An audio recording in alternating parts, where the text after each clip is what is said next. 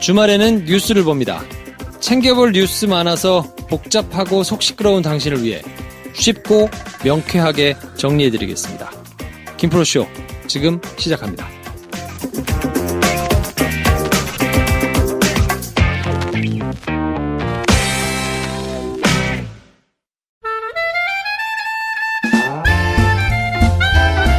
네, 주말에는 김 선생과 함께합니다. 어서 오세요. 안녕하십니까. 네.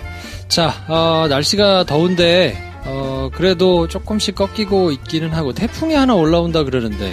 근데 걔가 과연 효자 태풍이 될 것이냐 안 될 것이냐 이게 지금 확실치가 않아요. 그러니까 미국, 일본 그 사진들 보니까 다 각자 다르게 저걸 해놨더라고요. 그렇죠. 주중에 저희 있는 서울에는 비가 한번 축 왔었어요. 한 1시간? 낮 시간에. 네. 그때는 순간적으로 시원해지더라고. 네. 지열이 확 식으면서 그때 핸드폰 어플로 지금 몇 도인가를 봤더니 낮 4시였는데 28도였습니다. 진짜. 환희의 순간이었어요. 그러네. 네. 비가 좀 와서 뿌려줬으면 좋겠다. 근데 너무 세게 오진 말아라. 또 관통을 하면 막 피해가 또 엄청나고 뭐 하니까 그쵸. 야, 이게 좀 하여튼 피해가 없는 선에서 적당하게 효자 태풍이 진짜 됐으면 좀 좋겠는데. 어려운 문제입니다. 네. 네. 일요일은 뭐 이런저런 시사 이슈를 조금 비껴난 뭐 그런 관심을 가져볼 만한 이슈들에 대해 살펴보고 있는데 그렇죠. 이번 주는 어떤 거 가져오셨습니까? 블랭크 코퍼레이션이라는 회사를 좀 소개해드리고 싶습니다. 블랭크 네. 코퍼레이션. 블랭크 코퍼레이션. 아시는 분들이 그렇게 많지는 않을 네. 수도 있어요. 회사는 잘 모르실 수 있어요. 근데 페북을 많이 하시는 분들이라면 많이 기억하시는 상품들을 몇 개 말씀드려 볼게요. 악어발팩 혹시 아십니까? 악어발팩. 네. 보기는 했어요. 그죠? 네. 마약베개. 마약베개. 들어봤어요? 네. 들어봤지? 퓨어썸 샤워기 꼭지. 아, 그렇죠. 네. 그리고 남자 다운펌. 네. 여기에 페북에서 굉장히 뭐랄까요? 한 5분 이내의 짧은 동영상으로 후루룩 하면서 제품 소개를 했던 그런 상품들입니다. 그래서 다른 SNS까지는 가지는 않았지만 페북을 즐겨 하셨던 분이라면 최근 한 1, 2년 누구나 한 번쯤은 보긴 봤다. 그렇죠. 일 거예요. 저는 상품 중에 네. 샤워기는 좀 사고 싶더라. 그 퓨어썸 샤워기. 네. 야, 재밌다. 그래서 한번 사고 싶었었어요. 블랭크 코퍼레이션은 바로 그런 걸 만들어서 파는 회사인 겁니다. 네. 자, 그래서 이 회사를 왜 소개하느냐. 일단 미디어 커머스라는 개념을 좀 말씀드리고 싶은데 상품 자체를 하나의 컨텐츠처럼 만들어서 거기서 바로 판매를 해버리는 거예요. 근데 이게 완전히 새로운 개념인 것이냐? 전혀 그렇지가 않죠. 홈쇼핑. 요 개념이 SNS로 딱 들어와서 자리 잡힌 것. 요게 미디어 커머스인 거예요. 거기에 소위 말하는 셀러브리티가 아닌 인플루언서. 그 두 개념이 좀 다르죠. 셀럽은 연예인. 유명한 사람. 네, 유명한 사람. 근데 인플루언서는 유명하긴 하나. 그렇다고 해서 연예인이냐라고 말하기에는 그냥 일반인에 가까운 분들인 겁니다. 그 인플루언서들이 물건을 들고 나와서 소개하는 것들도 일종의 미디어 커머스인 거예요. 그래서 그게 최근 한 2, 3년 동안에 굉장히 빠른 추세로 자리를 잡았습니다. 근데 그렇게 자리 잡아 여러 가지 시도들 중에 가장 도드러지는 회사가 블랭크 코퍼레이션이라고 저는 생각을 해요. 악어발팩. 뭐 얼마나 팔렸길래 그렇게 대단하냐. 140만 개가 나왔습니다. 140만 개? 네. 야, 많이 팔았네. 오로지 SNS에서 동영상을 돌린 것만으로 140만 개를 팔아제꼈어요. 야. 다운펌 40만 개가 나왔습니다. 야, 많이 나왔네. 마약베개 80만 개를 팔았습니다. 그리고 김프로가 사고 싶다는 그 퓨어썸 샤워기 그것 또한 40만 개가 팔렸습니다. 이 회사가 만들어진 게 불과 몇 년 안 됐어요. 2016년 2월에 처음 만든 회사인 거예요. 그때는 블랭크 TV라고 회사를 만들었는데 블랭크 TV로 페북에 페이지를 하나 개설을 한 거예요, 그냥. 네. 그리고 거기에 본인들이 찍은 영상들을 우리가 많이 봤던 것처럼 올린 겁니다. 그러니까 이제 2년 반밖에 안 된 회사예요. 성장세가 놀랍습니다. 2016년에 처음 개국을 해서 상반기에 매출을 15억을 했고요. 2015년 누적 매출로 42억을 했어요. 한 해에. 그것만 해도 굉장히 나이스한 등장이다 싶잖아요. 하지만 2017년에는 매출이 500억으로 뜁니다. 야. 2018년 올해는 대략 1,500억 매출을 예상하고 있습니다. 달에 100억 넘게 팔거든요. 이 상승 속도는 굉장한 거예요. 그리고 얘네는 매출 1,500억 중에 영업이익률이란 게 있잖아요. 홈쇼핑 회사 이런 데들은 영업이익률이 형편없어요. 뭐 3조 이렇게 매출을 해도 영업이익률 뭐 3% 뭐 이래요. 얼마 못 버거거든요. 근데 얘네는 20%가 넘어요. 야, 진짜. 영업이익률이. 훌륭하다. 그러니까 구조가 완전 달라요. 유통의 완전 다른 방식인 겁니다. 설립자 남대광 대표라는 사람을 좀 소개해드리고 싶어요. 이 남대광 대표는 올해 32살입니다. 그러니까 회사를 처음 만들었던 2016년에는 30살이었죠. 이 양반이 뭘로 유명한 사람이냐면 원래 한양대학교 다니던 시절에 페북에 페이지를 하나 만든 거예요. 새우똥. 세상에 제일 웃긴 동영상. 네. 요거를 개설한 사람입니다. 대학생 때. 재미삼아. 그리고 이게 잘 되니까 계속해서 그런 동영상 시리즈들을 페이지를 만들었어요. 그래서 제일 유명한 게 여자들의 동영상. 남자들의 동영상. 그리고 남자들의 동영상. 네. 그래서 여자가 좋아할 거, 남자가 좋아할 거를 각각 동영상으로 이렇게 올린 겁니다. 그러면서 또 세상에서 가장 소름 돋는 라이브. 이것도 유명한 음악 페이지잖아요. 요런 것들을 페이지를 그냥 재미삼아 운영했던 사람이에요. 근데 이게 이제 사람이 몰리고 되니까 아예 회사를 만들어버렸어요. 자기 누나랑. 만든 회사 이름이 몬캐스트입니다. 몬캐스트는 들어봤죠. 그렇죠. 네. 몬캐스트는 그러니까 페이스북 페이지들을 여러 개 가지고 있는 일종의 인플루언서들의 조직처럼 페이지를 운영하던 회사인 거예요. 이 몬캐스트를 메이크어스라는 회사가 인수를 합니다. 메이크어스는 또 뭐냐? 지금 제일 유명한 건 딩고라는 페이지를 운영하고 있죠. 그 메이크어스도 일종의 몬캐스트 같은 페이지들을 운영하고 있는 여러 가지 그 SNS 채널들을 다수 보유하고 있었던 회사였던 거예요. 네. 또 메이커스는 옐로우 모바일에 인수가 됩니다. 그래서 이 세 회사가 이렇게 서로 한 지붕 안에 들어갔어요. 옐로우 모바일은 지금 재미없지 않나요? 근데 옐로우 모바일은 사실은 재미가 없죠. 네. 왜냐하면 수직 계열화가 아니라 수평적으로 가능성 있는 모든 것들을 한 묶음으로 묶는다는 아이디어였는데 그게 생각보다 시너지가 잘 안 나서 네. 얼마 안 남았어요, 시간이. 그렇죠. 이제 몬캐스트를 처음 만들었던 남대광 대표는 메이커스의 자기 몬캐스트를 이제 매각하면서 수십억 차익을 남겼어요. 그리고 몬캐스트의 영상 쪽 그 이사로 있다가 냉큼 퇴사를 합니다. 2016년에. 퇴사하고 만든 게 이 블랭크 TV예요. 2016년 초에.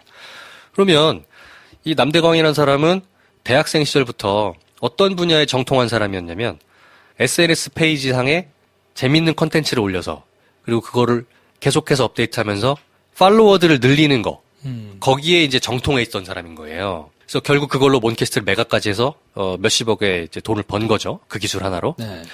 근데 몬캐스트가 매각된 이후에 메이커스에서 영상 쪽 관리를 했던 이사였지만 거기에서는 이제 재미를 못 느꼈던 것 같아요. 그래서 진짜 자기가 잘할 수 있는 거에 새로운 길을 발견한 겁니다. 그게 뭐냐? 사람을 모아놓고 물건을 파는 거. 여기에 이제 자기 비전이 있다고 본 거예요.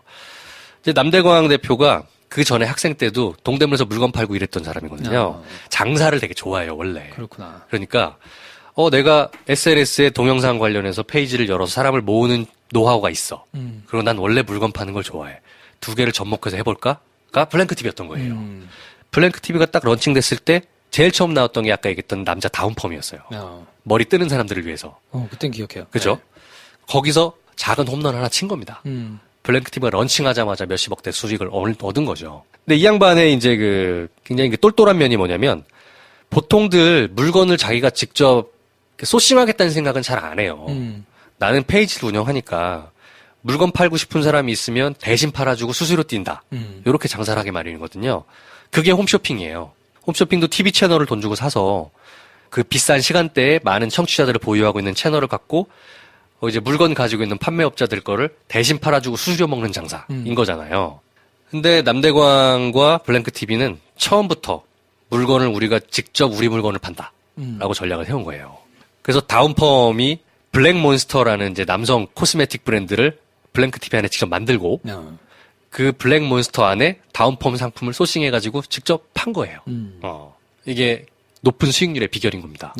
디지털 커머스를 하고자 하는 스타트업들이 어떻게 하면 남과 다른 비즈니스 모델일 것이냐를 고민을 많이 해요. 그래야 이제 시장에서 투자도 받을 수 있고 뭔가 차별화된 서비스라고 인정받는 문화가 좀 있거든요. 근데 이 블랭크가 하고 있는 비즈니스 모델은 남과 다른 건 아니에요. 따지고 보면. 왜냐면 동영상 광고를 보고 물건을 산다. 이게 다예요. 굉장히 심플한 고래적부터 내려오던 비즈니스 모델인 겁니다. 핵심은 뭐냐면 내가 소비자의 니즈를 직접 파악한다. 라는 거에 있던 거예요. 이 블랭크 TV가 만든 광고 영상들이요. 보셔서 아시겠지만 전혀 새끈하지 않아요. 허접해요. 허접하다 그러면 좀 그렇지만 대학생들이 만들었나? 무지하게 로우한 그런 감성이에요.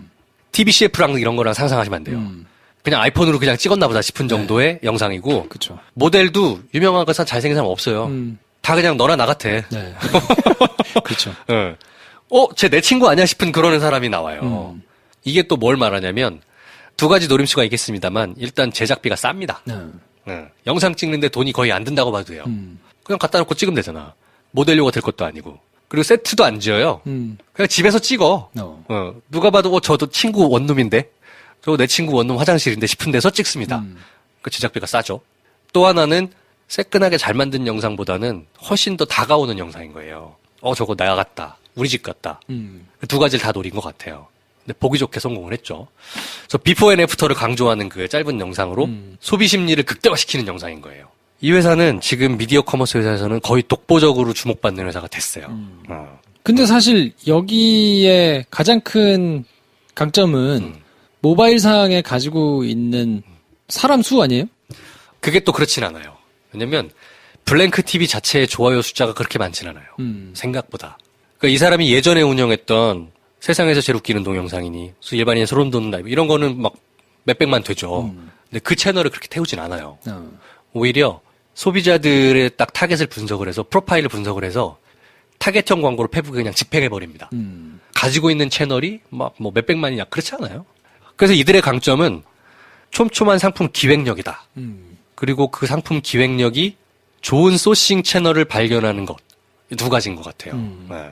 블랭크가 만들어낸 이 모델, 직접 기획한 상품을 내가 찍은 영상으로 SNS에 태워서 직접 구매를 한다. 요게 일종의 포맷화가 돼버렸어요. 지금 이 미디어 커머스 시장에서 블랭크의 성공 모델을 따라가는 미투 업체들이 우락 생기고 있습니다. 네. 그러니까 남들이 안 갔던 길을 제일 먼저 만들어서 성과를 냈던 회사라는 게 좀 중요한 포인트인 것 같아요. 그러면 알겠는데 그 회사 잘하는 거 알겠는데 난 잘 모르겠는데요. 이런 분들 있을 수 있잖아요. 그쵸. 나는 사본 적도 없고 관심도 없는데요. 동영상 나오면 짜증나서 끄는데요. 이럴 수 있잖아요. 그리고 난 별로 본 적이 없는데 당신 외에 나머지 수많은 사람들이 구매하고 있다. 몇백만 단위의 소비가 일어나고 있다. 네. 그것만으로도 굉장히 중요한 사회 트렌드라는 거를 말씀을 드리고 싶었습니다. 미디어의 균형이 깨졌다는 거예요. 기존의 균형이. 쇼니 여전히 아직 1, 2위를 하잖아요. 웨이백홈이. 저는 계속해서 그렇게 되는 거 보면서 사재기 아닐 것 같다는 확신이 듭니다. SNS의 영향력이 결국에는 기존 매체들의 마케팅 영향력을 눌렀다라고 생각을 하는 거예요. 그러니까 SNS, 페북에서의 마케팅 영향력이 공중파나 케이블 TV나 기존의 4대 매체들의 영향력을 이미 추월했다. 남대광이라는 사람이 30대 초반이라는 걸 주목하셔야 돼요. 디지털 키즈들이 메인 프레임으로 올라오고 있다는 거예요. 그들의 라이프 스타일과 그들의 매체 소비 방식은 기존 방식이랑 완전 다릅니다. 제2, 제3의 남대광들은 여기저기서 나타날 거예요. 쇼핑 이외의 영역에서도. 심지어 지금 이제 2030들 하고 있는 세대들한테 얘기를 들어보면 뭘 걱정하냐면 10대의 유튜브 문화는 우리랑 또 다르다. 우리가 이해할 수 있는 부분이 너무 많다. 쟤네가 메인이 되면 우리도 올드할 것이다.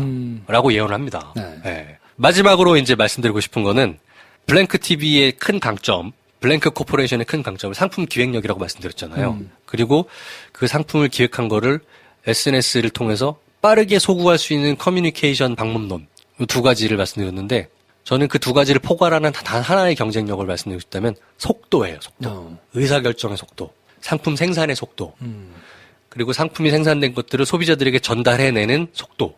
회사가 슬림하고 괜찮으니까 빠르다라는 것도 분명 있어요. 있는데 그것뿐만 아니라 2030 세대들이 소비하는, 매체를 소비하는 그 방식과 속도 자체가 굉장히 빨라요. 기존과 달라요. 네. 그 속도에 적응해서 만들어내는 상품들은 시장에서 반응이 나타난다. 라는 말씀을 드리고 싶었습니다. 네. 네. 일요일 콘텐츠는 그래서 네. 저희가 뭐 비즈니스와 관련된 인사이트를 얻을 수 있거나 뭐 이런 것들을 한번 준비해 보면 어떨까 해가지고 네. 가우디 스타일로 지금 가고 있거든요. 차근차근 완성되고. 네, 차근차근 네, 조금씩. 그래서 김 선생과 함께 블랭크 코퍼레이션을 살펴봤으니까 네. 2부에서는 지난주 나오셨던 한인수 대표님을 모시고 네. 또 다른 비즈니스와 관련된 네. 얘기를 한번 해볼까 하고요. 두 번, 세 번씩 들어주세요. 지난주 너무 하트가 적게 나와가지고 우리 한인수 대표님 상처받으셨어요. 저는 참고적으로 말씀드리면 또 너무 비즈니스에만 국한된 말씀드리면 재미가 없어요. 네, 진짜로 관심 없는 영역일 수 있거든요. 네. 사업적인 얘기긴 하지만 내 일상에서 자주 만나는 이야기. 이렇게 좀 포커스를 맞춰볼까 합니다. 네, 아무튼 열린 마음으로 좀 들어주시고 네. 그러면 저희는 2부에서 한인수 대표님 모시고 다시 찾아뵙겠습니다. 한인수 대표님 나오셨습니다. 어서 오십시오. 네, 안녕하세요. 네, 오늘까지는 아직 대표직을 유지하고 계신 거죠? 네, 아직까지 백수이기 때문에. 네, 백수 언제까지 대표는. 그러면 유지됩니까? 제가 이제 월급을 또는 수입이 생기면 네. 그때선 비로소 이제 백수 대표를 탈피할 수 있을 텐데요. 아직은 그렇지 않아서 네. 뭐 불러주시면은 뭐 언제든지 달려올 수 있습니다. 네, 그래서 오늘도 한인수 대표님하고 얘기를 나눠볼 텐데 일요일에는 아예 이제 고정으로 모시게 됐습니다. 감사드립니다. 네. 제가 그 방송을 들어봤잖아요. 네. 다시 듣기 들어봤는데 다른 코너나 다른 프로들은 좋아요가 막 몇 개씩 나 있는데요. 제 거에는 좋아요가 이렇게 몇 개 안 올려서 이 잘렸구나 나 이제 다음 주에부터는 못 나오는구나 했는데 그런 거 연연하지 않습니다. 그래요? 네. 내용이 좋으면 그렇군요. 네, 언젠가는 알아보시기 때문에. 네, 어떤 분은 댓글도 달아주셨던데요. 그럼요. 그래서 너무 감사드려요. 오늘은 진짜 잘해보겠습니다. 최선을 다했습니다. 네, 그래서 오늘은 연초에 그리고 지난해 말에 저희가 모셔서 이제 특집으로 얘기를 듣고 했던 게 네. 블록체인이라는 기술, 암호화폐. 그때 막 한참 막 뜨거웠잖아요. 네. 그때 이제 모셔서 얘기를 들었는데 잊어버리신 분들 많이 계실 거고. 네. 뭐 아직도 이게 뭔가 싶으신 분들도 그때에 비해서는 너무 조용하니까. 그렇죠. 네. 이게 그냥 없어진 건가? 궁금하신 분들이 있을 수 있어서. 네. 저희가 그 얘기를 한번 좀 해볼까 합니다. 블록체인에 대해서. 블록체인 기술 자체보다는 이제 토큰, 또 코인 이런 걸 투자하는 데 많은 분들이 관심이 있었죠. 네. 그러니까 2017년 초에 한 100만 원 언저리에 있던 것이 2017년 말 또는 2018년 초에 막 2천만 원. 지금 말씀하시는 건 비트코인. 네, 비트코인. 네, 비트코인. 그러니까 그게 사실 비트코인이 거의 모든 코인과 토큰의 대변자처럼 해서 많은 분들한테 큰 기쁨과 눈물과 2018년을 접하면서 성공과 실패를 경험하신 분들이 많죠. 2018년도에 투자 시작하신 분은 굉장히 고통을 겪으신 분들도 있고. 그 이후로 이제 쭉 떨어졌으니까요. 네. 근데 그거는 지난번에도 말씀드렸다시피 세력에 의한 수요 공급과 상관없는 인위적인 것에 의해서 발생된 것이기 때문에 그런 큰 가격 변동은 저는 정상적이지 않은 거로 봤고요. 긍정적인 부분은 있었어요. 그로 인해서 많은 코인들이 만들어지고 산업이 굉장히 커졌기 때문에 관심이 집중됐고 많은 사람들이 여기서 도전을 시작했다는 점은 굉장히 긍정적으로 봐요. 네. 근데 투자는 여전히 신중하고 조심했어야 했다라는 큰 반성을 남겨주고 많은 투자자들을 똑똑하게 만들어줬죠. 그때가 기억하기로는 이게 한풀 꺾이고 지나가서 가격이 많이 떨어지고 이제 사후적으로 해석을 하신 내용이 아니고 제가 기억하기로는 그때 한참 고점을 막 찍어서 네네. 막 사람들이 열광하고 막 더 사야 된다 막 이러고 있을 때였는데 네네. 그때 되게 조심스럽게 말씀하신 기억이 나거든요. 네네네. 이게 계산을 해보니까 그런 가격이 나오지 않을 것 같아서. 네. 굉장히 앞서가신 거죠. 아니 많은 사람들이 그렇게 얘기했어요. 이거 정상이 아니다라고. 네. 저만 그런 건 아니고요. 여기서 제가 우쭐러 가면서 제가 미리 예견하지 않았습니까? 이렇게 얘기했어야 되는데 예견한 건 아니고 저도 많은 전문가들의 의견을 모으다 보니 정상적이지 않은 느낌을 받았던 거죠. 자, 그러면 이제 비트코인이라는 거의 이제 핵심 기술이 블록체인 기술이었으니까 네. 블록체인 기술이라는 게 뭔지 짧게 쉽게 정리를 한번 가고 가야 될 것 같아요. 네, 이게 제가 전문가가 아니기 때문에 이거 한 20시간에 걸쳐서 이것만 풀어도 굉장히 오래 할 수 있겠는데요. 네, 블록체인 기술이라는 게 뭔가? 네. 일단 블록체인 기술을 풀어 설명하기 되게 어렵기 때문에 그냥 표면적으로 드러나는 현상을 딱 놓고 보면 비트코인은 화폐와 싸우려고 나온 거거든요. 그러니까 기존의 통화들 쌓아서 이걸 현금, 인터넷상에서 마치 현금을 주고받는 것과 똑같은 효과를 주기 위해서 만든 거고 또 중앙의 은행이 없이도 사람들끼리 현찰을 주고받을 수 있는 것처럼 똑같은 기능을 인터넷에서 해보자. 그거거든요. 네. 그렇게 하기 위해서 구현한 기술이 블록체인이고요. 그래서 이런 화폐 비유, 화폐와의 도전, 중앙 집중대에서 발행되는 화폐와의 싸움, 화폐의 전쟁이죠. 이걸 펼친 그런 종류의 코인들이 많아졌어요, 당시. 네. 근데 이 블록체인이라는 기술을 들여다보니, 이 화폐 말고 다른 거에도 굉장히 쓸 수 있는 것이 굉장히 많겠구나라고 생각해서 만들어낸 것이 이더리움이죠. 네. 그 블록체인 부분을 약간 모디파이해서 새로 프로그램을 만들어서 그 위에서 스마트 계약 혹은 앱, 돌아갈 수 있게 만든 것이 이더리움이에요. 이더리움은 하나의 운영체제처럼 생각하는 분들도 있고 네. 아니면 이것저것 계속 교환해가면서 쓸 수 있잖아요. 그러니까 플랫폼처럼 생각하는 분들도 있어서 플랫폼 코인이라고 부르는 사람들도 있어요. 이더리움 같은 것들을. 그래서 이제 비트코인은 화폐라고 그냥 사람들이 머릿속에 각인이 된 거죠. 그다음에 이더리움은 플랫폼.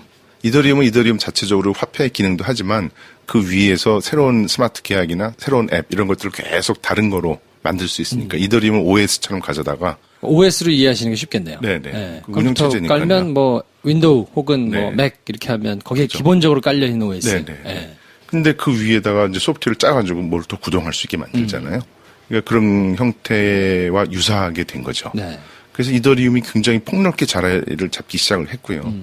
근데 그 이후에 이렇게 비트코인, 이더리움 등등이 확장되다 보니 많은 개발자 연구자들이 더 많이 뭘 하고 싶은 욕심이 생겼어요. 그걸 조금 더 개발해가지고. 네네. 네. 커다랗게는 한 3-4가지 이슈가 있었어요. 뭐냐면 기술적으로 볼 때 성능이 잘 안 나와요. 네, 너무 느린 거예요.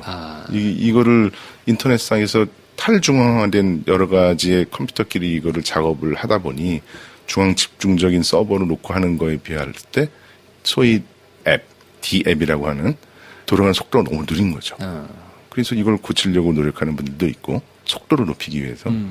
그다음에 컴퓨터 내가 막 100대 했던 거를 뭐 2000대 사가지고 점점점 늘릴 수 있는 게 아니고 전 세계에 걸쳐서 흩어져 있는 사람들이 조금씩 늘어나야 되는데 우리 그런 얘기 많이 들었잖아요. 채굴자들 전기 많이 쓴다. 그렇죠. 이런 컴퓨터 너무 비싼 거 써야 된다. 이거 뭐 채굴에 쓰는 전기가 어느 하나의 국가의 전기랑 넘는다. 그러니까 이게 빨리 확장이 안 되는 거예요. 이 노드가. 확장성의 문제도 있고요. 그걸 어떻게 전기도 좀 덜 쓰고 할 수 있게끔 만들 수 있는 방법이 없을까라고 고민하면서 뭐 내부에 합의하는 프로토콜 뭐 이 검증, 장부를 검증하는 방식을 바꾼다거나 여러 가지 노력을 기울이고 있어요. 그 다음에 막 돈이 몰리니까 해킹이 심해졌잖아요. 그러면 어떻게 하면 이 블록체인 코드를 더 안전하게 만들 것인가. 보안에 대한 문제. 네네. 시큐리티에 관한 문제가 굉장히 크고요. 이러한 제가 아까 4가지라고 했는데 3가지밖에 안 되네요. 3-4가지라고 말씀하시죠. 네. 그래서 이걸 가지고 이제 많은 사람들이 개발을 시작했고 또 그런 거를 시범적으로 내세우면서 새로운 코인들이 많이 생겨났어요. 그 이후에. 투자를 하신 분들은 다 들어보셨을 거예요. 뭐 이오스랄지 카르다노의 에이다랄지 뭐 등등등 굉장히 많은 코인들이 생겨났고 우리나라에서는 어떤 분들을 주로 많이 만나게 되냐면 자, 그럼 나는 당신들이 만들어 놓은 멋진 플랫폼 코인, OS처럼 쓸 수 있는 플랫폼 코인을 가져다가 내 사업을 블록체인에 올려보겠습니다. 라는. 기존의 아이템을 가지고 사업을 하고 계시던 분들이 네네, 이걸 활용해가지고 네네. 내가 뭔가 이렇게 좀 할 수 있겠다. 네네. 기존에 이제 그냥 ICO 하시는 분들, 새로운 아이디어만 갖고 백 써놓고, ICO 하는 분들은 사업을 안 한 내용을 갖고 백서에다 기술하다 보니까 많은 사람들이 의문을 던지죠. 이거는 뭘 그냥 허공에 뜬 소리 같다. 여기다 나가 돈을 왜 투자하지? 이런 질문들이 많았거든요. 네.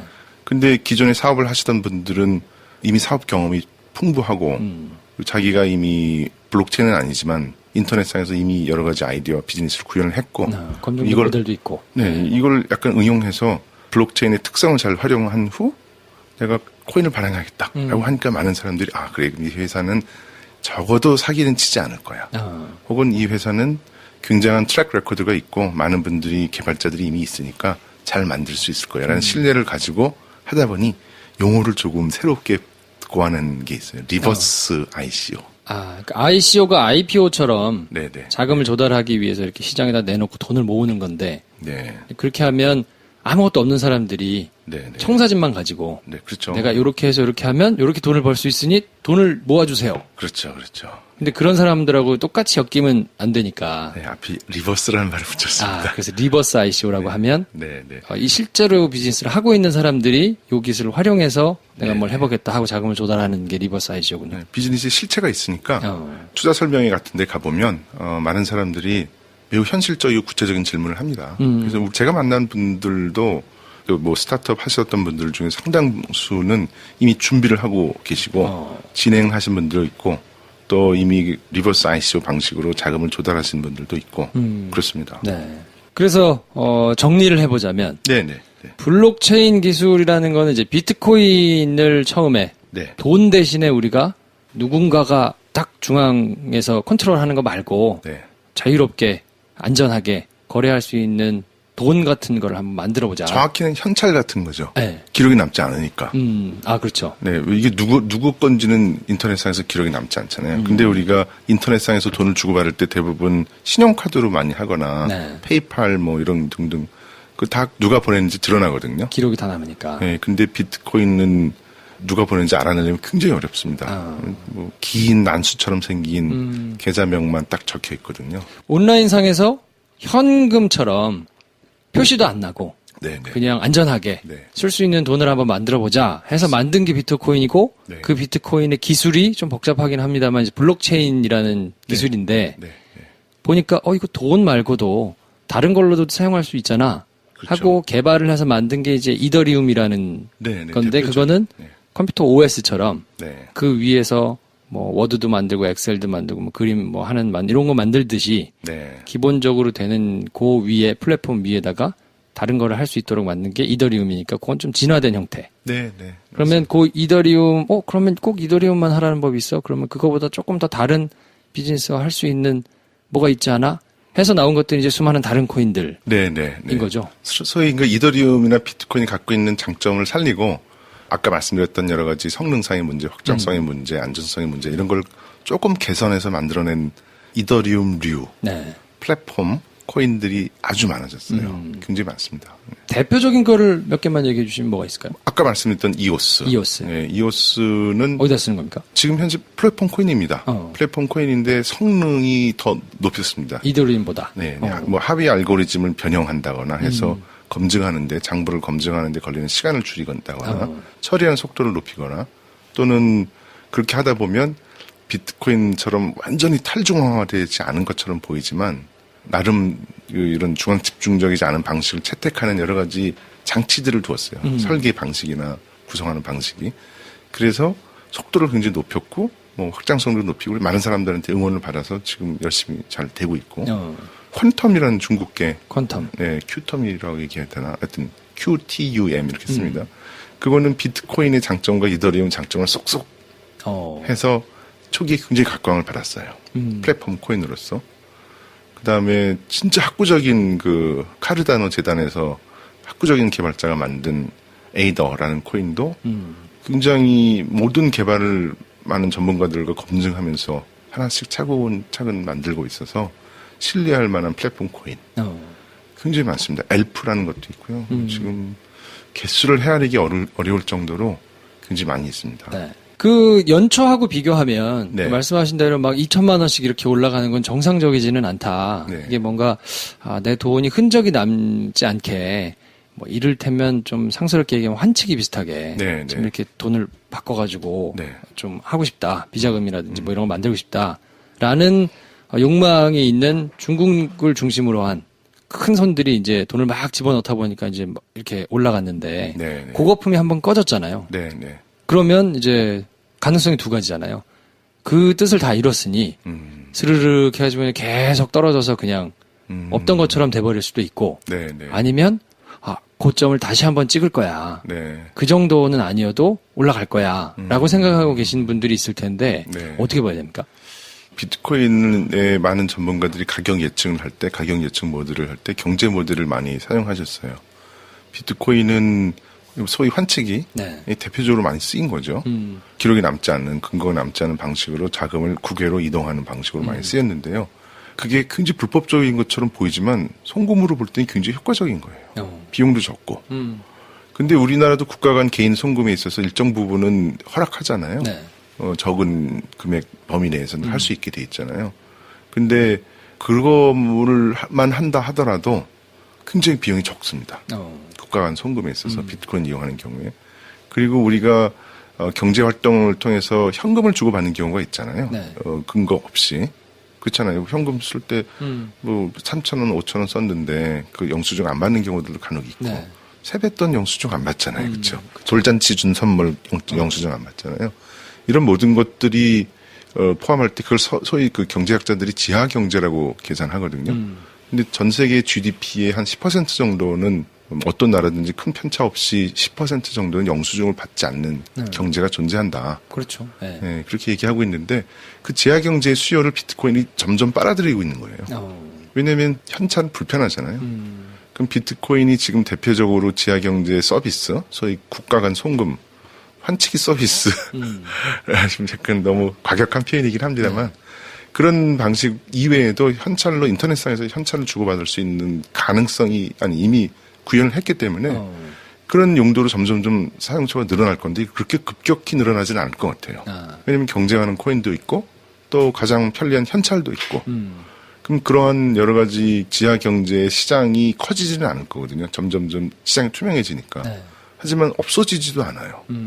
그러면 그 범위 내에서 일정한 전 세계 GDP의 맥시멈 10%는 못 차지하겠지만 적어도 5% 정도 절반만 차지한다 하더라도 비트코인이 없어질 것 같지는 않아요. 없어지지는 않되 올라갈 수 있는 한계 이런 거는 남아있는 거죠. 왜냐하면 지금도 추정컨대 전 세계 GDP 10%가 맥시라고 보면 네. 그 밑에 언저리도 안 돼 있거든요. 지금 얼마나 빠른 속도로 올라갈 것이냐는 투자자들마다 의견이 다르지만 긴 시간을 갖고 보면 천천히 지하경제 10% 시장 점유율을 차지하기 위한 조용한 다툼, 화폐 기능을 하고 있는 암호화폐 간의 다툼이 있을 것이고 비트코인은 거의 선두주자이기 때문에 그렇게 쉽게 없어질 것 같지는 않아요. 다시 한번 빠른 속도로 막 금액이 올라가서 미친 듯이 막 신드롬처럼 이렇게 될 가능성은 크지 않은데. 그럴 가능성은 몇 가지 있죠. 몇 가지 있습니까? 왜냐면 작년에 쫙 올라간 건 중국 영향인데 네. 중국이 암호화폐 거래를 9월 달에 작년 가을에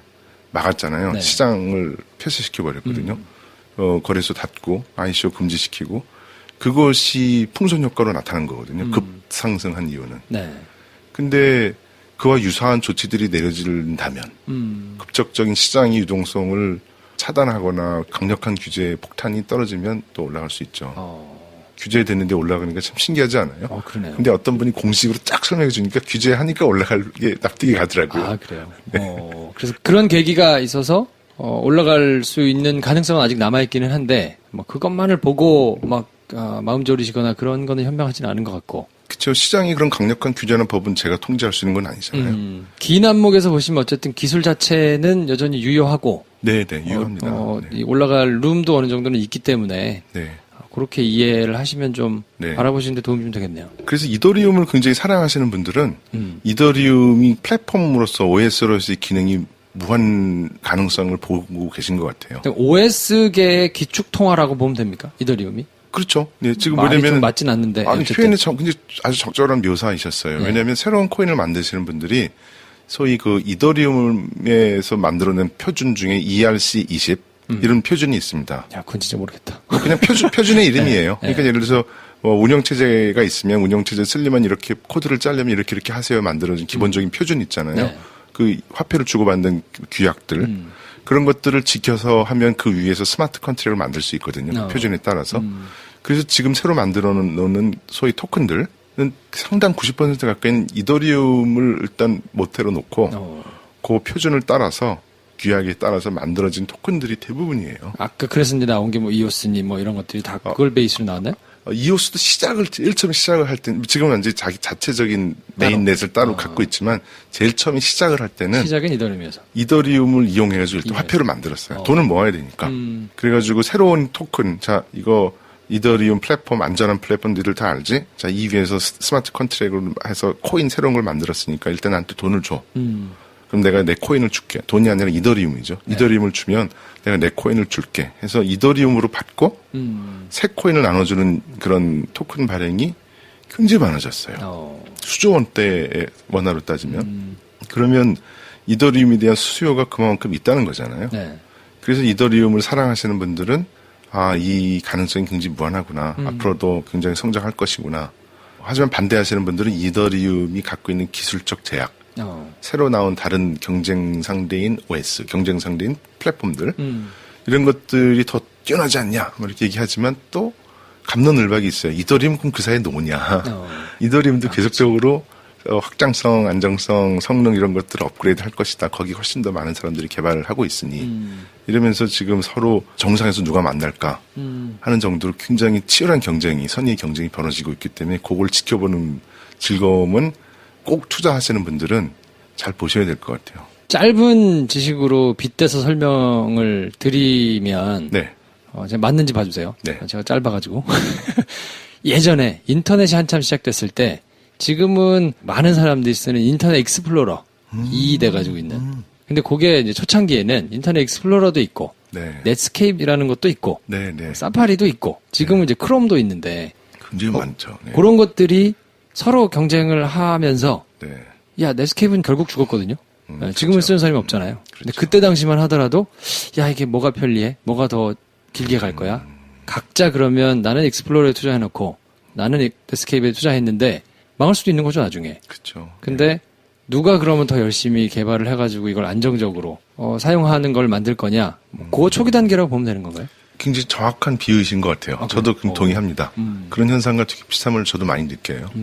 그렇게 지금 현재 각축전이 벌어지고 있고 많은 개발자들이 지금 여기에 에너지를 투여하고 있기 때문에 플랫폼 기능을 하고 있는 블록체인 또는 블록체인 코인들 이런 것들은 매우 주목할 부분이라고 봐요. 네. 그러니까 화폐 여전히 유효하고 플랫폼 기능이 코인 여전히 유효한데 또 한 가지 흐름이 있어요. 네. 뭐냐면 결제 수단으로 이용할 때 또 비용이 현저히 줄거든요. 그래서 은행과 은행이 국제은행과 송금할 때 사용되는 혹시 스위프트라는 거 들어보신 적 있어요? 송금하신 분들은 내 은행에 뭐 무슨 은행에 딱 가보면 은행 스위프트 코드라는 게 적혀 있어요. 통장 앞에 스위프트 코드 영어로 써 있으니까 그 적혀 있거든요. 네. 통장을 딱 열어보면 거기 써 있어요. 요즘 실물 통장 잘 안 받으시니까 잘 모르실 테지만 실물 통장을 딱 열어보면 은행 맨 첫 번째 페이지 밑에 은행의 스위프트 코드가 적혀 있어요. 뭐 하는 겁니까? 해외 송금할 때 사용하는 코드입니다. 내가 예를 들어서 국내 뭐 A 은행에서 미국에 있는 내 친구에게 또 뭐 만불을 만불 굉장히 많이 선물 주는데 여튼 만불을 선물로 보내겠다. 그러면은 은행에서 은행으로 바로 가는 게 아니고요. 진짜 많은 단계에 걸쳐서 갑니다. 국내 어느 은행으로 갔다가 국내 어느 은행이 또 해외에 송금할 수 있는 네트워크 있는 은행으로 보내고 그 은행은 미국에 있는 네트워크를 받아줄 수 있는 은행으로 간 다음에 또 다른 지역으로 가가지고 한 대여섯 단계에 걸쳐서 돈이 이동되거든요. 그거 다 그럼 중간중간에 수수료가 또 떨어지겠네요. 맞습니다. 네, 수수료가 막대합니다. 근데 그건 우리 소비자들이 잘 모르지만 환율에 녹아서 안 내는 것처럼 보이는 경우들도 있지만 이렇게 환전하는 거니까. 네. 하지만 결국은 다 수수료 싸움인 거예요. 그러네요. 근데 그것이 불합리하다고 생각하는 분들이 많잖아요. 그렇죠. 뭐 이 은행하고 저 은행하고만 기술적으로 이렇게 돈을 주고받을 수 있는 안전한 게 있다면 네, 인터넷 세계인데 왜 내가 5-6개를 이렇게 걸쳐가지고 네, 근데 국제 간에 돈을 보내는 것을 또는 장거리 간에 돈을 송금하는 것이 너무 비합리적이다라는 걸 생각을 해서 송금의 수단으로 이용되는 토큰들이 많아졌어요. 가장 대표적인 게 리플이라는 거예요. 리플. 네, 근데 그거는 엄밀히 따지면 뭐 프라이빗 블록체인이라고 사람들이 주장하지만 그것까지는 우리는 알 필요 없잖아요. 그렇죠? 이게 송금의 매개로 사용되기 위한 은행과 은행 간의 송금 매개를 사용하기 위한 토큰이다. 네.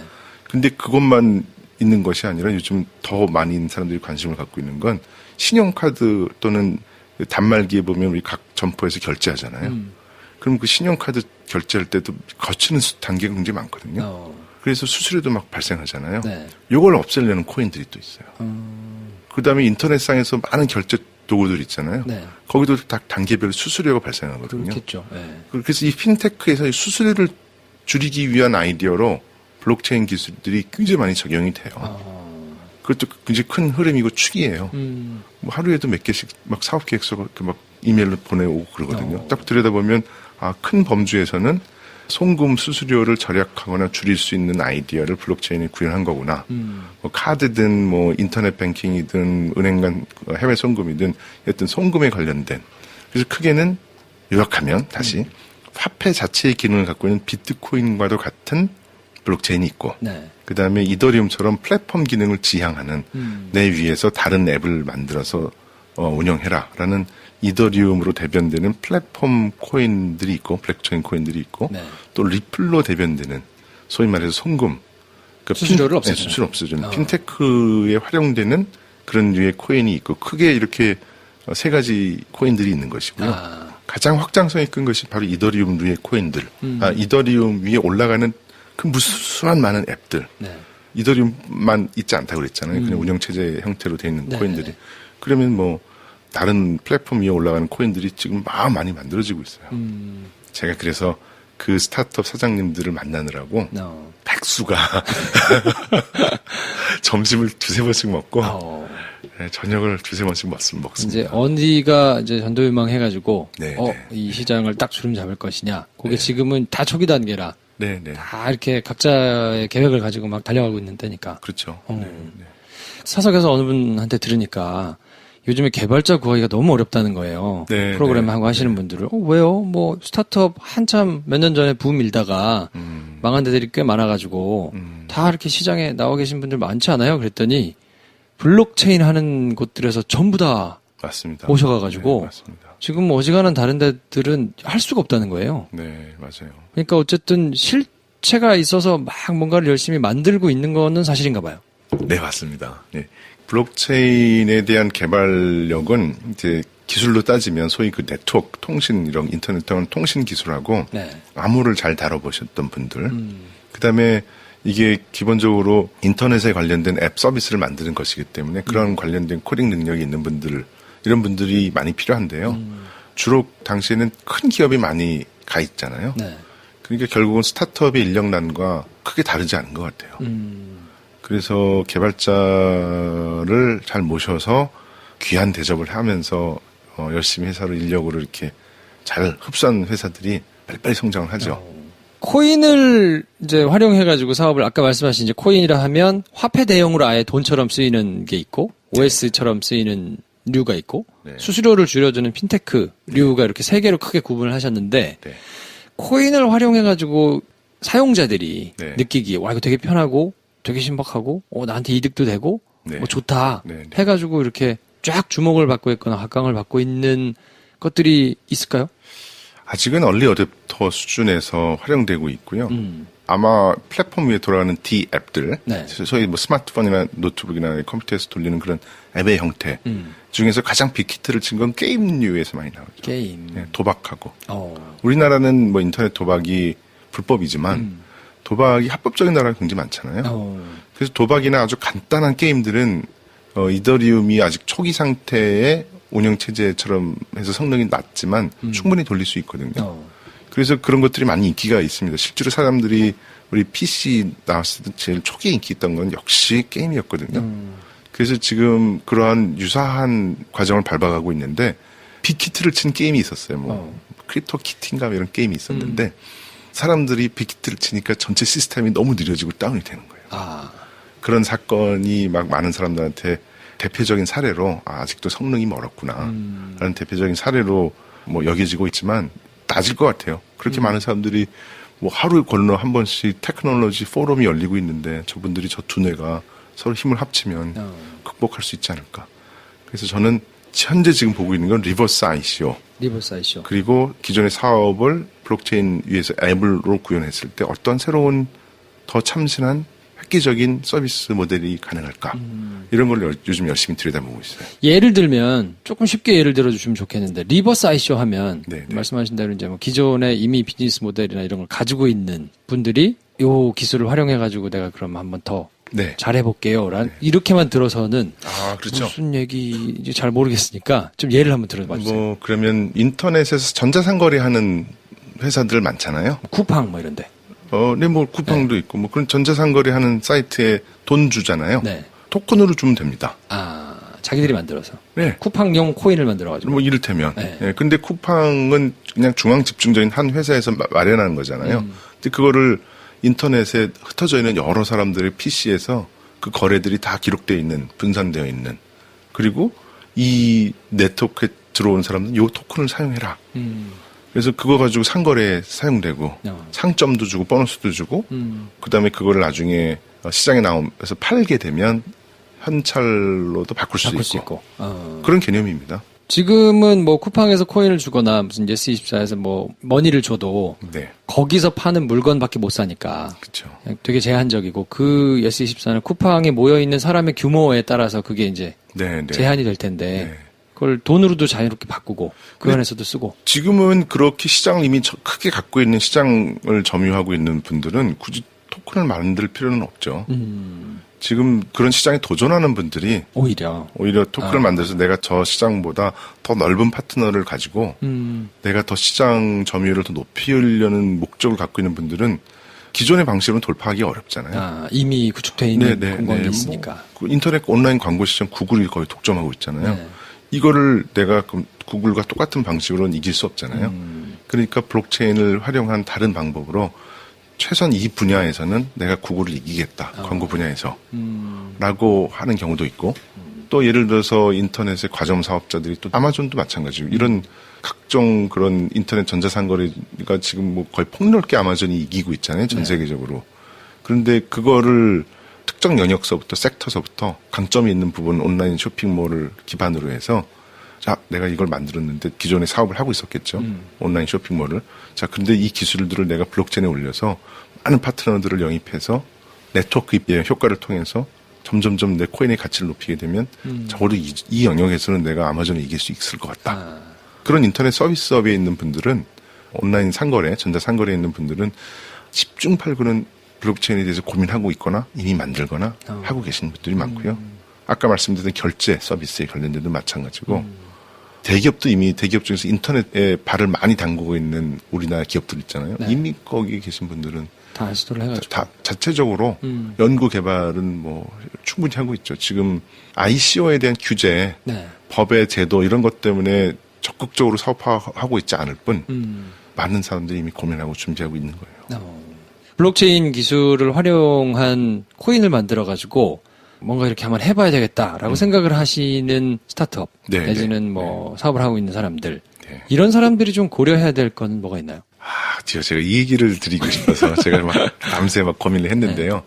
4가지 정도로 묶어봤어요. 근데 오늘 시간이 굉장히 없으니까 이걸 제가 아껴놨다가 오늘 한 가지만 말씀드리고 방송에서 안 잘리려면 제가 나머지 3가지는 안 잘린다니까 그러시네요. 그래요? 고정이 되셨어요 이미. 고정이 된 거예요? 네, 고맙습니다. 그러면 여유 있는 마음으로